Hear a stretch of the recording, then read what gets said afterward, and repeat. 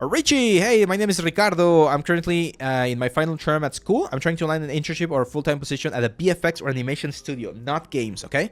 I'm currently living in Canada and been applying to internships, but I haven't had any luck so far. I'm not sure if it's because I don't have a work permit yet and they don't even look at my reel, or if there's something I'm missing. Thank you for taking the time to take a look at my... Richie, okay, so you're going for film and BFX. That's great. Oh, this is awesome, man.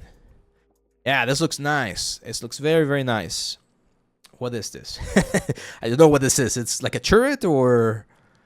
I don't know what it is, but it looks very nice. Like, I could definitely see this in the movie. I think the colors might be a little bit too saturated, but I love the color variation that you were able to incorporate into the tones.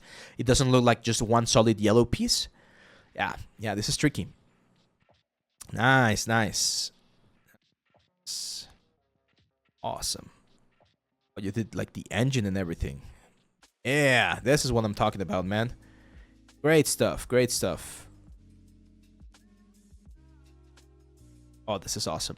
You know what would be great, Ricardo?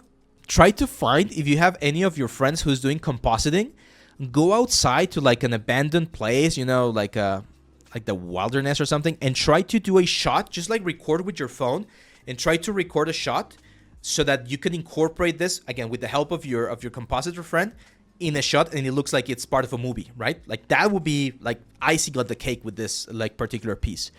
Being able to see this on a live plate, it would be just amazing, because this is great, man. Like, this is top-notch work. Top-notch work. Awesome. What do we have here? More breakdowns. Okay, awesome. Okay, your process. Yep. What do you do? My person finally.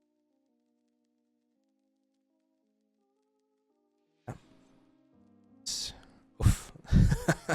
See, I'm not a huge hard surface guy, so whenever I see this, it's like, damn, I don't know how long it took to do all of this, but it's good, man. It's good. Yep. Dude, this is awesome. Yeah, all of the ULIPs. Right? Really good, man. Really good. Awesome. I love that breakdown. This also looked good, but after we saw that one, this one looks a little bit simple in comparison, right?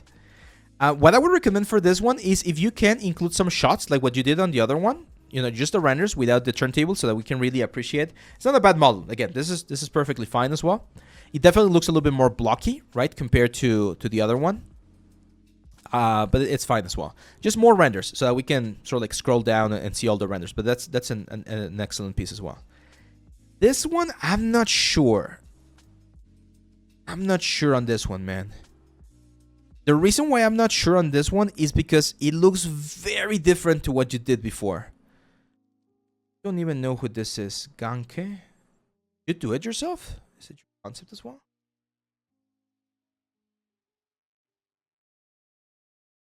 Not sure. Yeah, I'm not in love with this one. I understand why you did it, because this is for like a more like a Into the Spider-Verse style, right? So I understand the process, and again, the pipeline is fine, but to be honest, after seeing this one right here, I want to see more of this. I'm not sure if that's what you were expecting to hear, but to be honest, like, your hard surface skills are really good, man. Really, really good. So I would probably focus on more of this kind of stuff. Like, look for another really cool concept, really out there concept, and try to do another one, because this is... I think it's going to be easier for you to find an opportunity with this kind of stuff than with this kind of stuff, okay? Yeah, this is good, man. Let's see. I wanted to ask, I did an article on rookies recently about the character I did. Do you think it would be interesting to put in my CV? Yeah, of course. Yeah, why not? Especially when you're just starting, anything that has some like value and credibility, that's fine. Later on, as you keep moving forward, you start taking stuff out of your portfolio or your CV because it's no longer as like important, okay? But at this point, like, yeah, if you did that rookie stuff, that would be great. Now, portfolio, should we use editing softwares, for example, Photoshop or Lightroom to make textures clearer? Yeah, no, that's perfectly fine, man. There's a lot of post-production involved in everything we do. Anyone know what the little makeup palette element with the two spheres is used in these breakdowns. Yes, so that little thing that you're talking about, this guys, these are used to make sure that the color correction is good. So it shows that there are no overexposed or underexposed areas. It shows that the colors are properly calibrated. So if you need to then do any sort of like color balance or things like that, you use this as references.